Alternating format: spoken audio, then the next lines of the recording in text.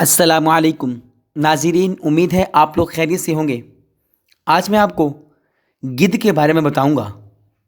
گدھ مردار خور ہونے کی وجہ سے گدھ ایک ناپسندیدہ پرندہ قرار دیا جاتا ہے، لیکن یہی ناپسندیدہ اور راندہ درگاہ پرندہ ماحول کو صاف ستھرا رکھنے میں نہایت اہم کردار ادا کرتا ہے۔ گدھ مردہ جانوروں کے سڑتے گلتے اجسام کو کھا کر گزارا کرتا ہے، اس لیے اسے موت کی علامت سمجھا جاتا ہے۔ تبت میں اسے مرنے والوں کی روحوں کو لے جانے والا کہا جاتا ہے۔ انہی وجوہات کی بنا پر لوگ گدھ سے نفرت کرتے ہیں، لیکن وہ بیچارہ تو زبان حال سے بس یہی کہتا ہے، لاکھ لاکھ نفرت کریں وہ ہم سے، عداوت رکھیں، خوش رہیں شاد رہیں، ان کو دعا دیتے ہیں۔ ہمارے ماحول کو صاف ستھرا اور پاکیزہ رکھنے کی خدمت پر مامور ہونے کی وجہ سے اسے بے لوث خاکروب کا درجہ دیا گیا ہے۔ اس کے اس اہم کردار کو اجاگر کرنے کی خاطر بین الاقوامی گدھ واقفیت کا دن سال میں ایک مرتبہ ساری دنیا میں منایا جاتا ہے۔ یہ دن اس لیے بھی اہمیت کا حامل ہے کہ انسانوں کی مختلف سرگرمیوں کے نتیجے میں اس غریب کی بہت کم انواع باقی بچی ہیں۔ گدھ کو کراہیت کا نمائندہ خیال کرتے ہوئے اس کے تحفظ کی جانب غفلت برتی جاتی ہے، لیکن اب ساری دنیا میں ماہرین طیور، ماہرین ماحولیات اور رضاکار تنظیمیں گدھ کو بچانے اور اس کی انواع و آبادی میں اضافے کے لیے کوشاں ہیں۔ بین الاقوامی یوم گدھ واقفیت ہر سال 3 ستمبر کو منایا جاتا ہے۔ گدھ کی مختلف اقسام ہیں، ان میں سے 3 اقسام پہلے ہی سے شدید خطرے میں ہیں۔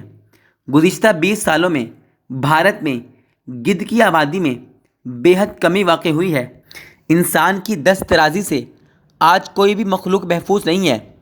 گدھ بھی اس ظلم و بربریت سے اچھوتا نہیں ہے۔ گدھ کی آبادی میں تیز رفتار تنزلی کی وجوہات درج ذیل ہیں۔ شہری آبادی سے علاقوں اور جنگلات کی تباہی کے نتیجے میں گدھوں کے مسکن بھی تباہ ہو گئے ہیں۔ اب انہیں گھونسلے بنانے اور غذا کے حصول کے لیے علاقے میسر نہیں ہیں۔ شہروں اور قصبوں کے مضافاتی علاقوں میں موجود خاکدان یعنی کچرا جمع کرنے کے میدان کبھی گدھوں کے مسکن اور غذا کے مراکز ہوا کرتے تھے، لیکن اب یہ میدان ختم ہوتے جا رہے ہیں اور گدھوں کو ہر 2 طرح سے نقصان اٹھانا پڑ رہا ہے، جس کی وجہ سے ان کی آبادی متاثر ہو رہی ہے۔ مویشی پالن کے جدید طریقوں اور فضلے کو مینیج کرنے کی نئی تکنیکوں کے سبب بھی گدھوں کا حقہ پانی بند ہو چکا ہے۔ سڑکوں اور ریل کی پٹریوں پر حادثات کا شکار ہونے والے مردہ جانوروں کو کھاتے ہوئے اکثر گدھ خود حادثات کا شکار ہو جاتے ہیں۔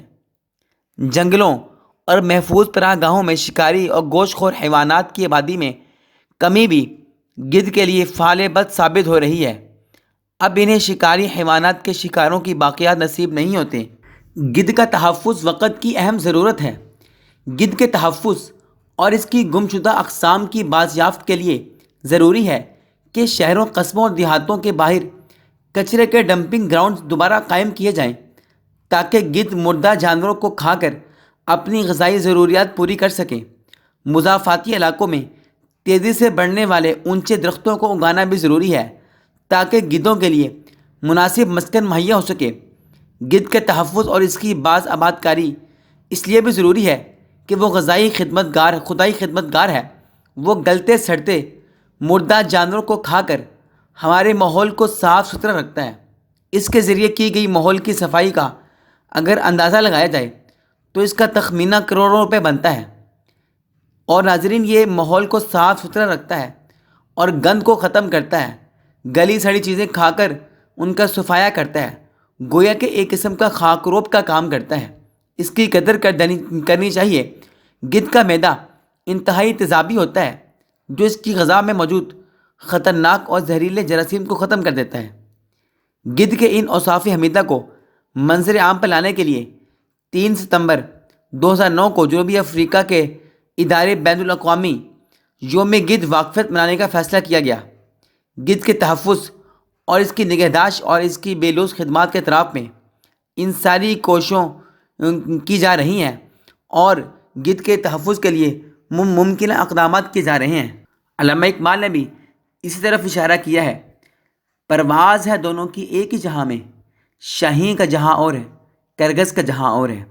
کرگس گدھ کو کہتے ہیں، اور ایک ناول بھی ہے راجہ گدھ کے نام سے بانو قدسیہ کا، ناظرین اس کو بھی پڑھیے۔ ناظرین ملتے ہیں ایک اور ویڈیو کے ساتھ، تب تک کے لیے اللہ حافظ۔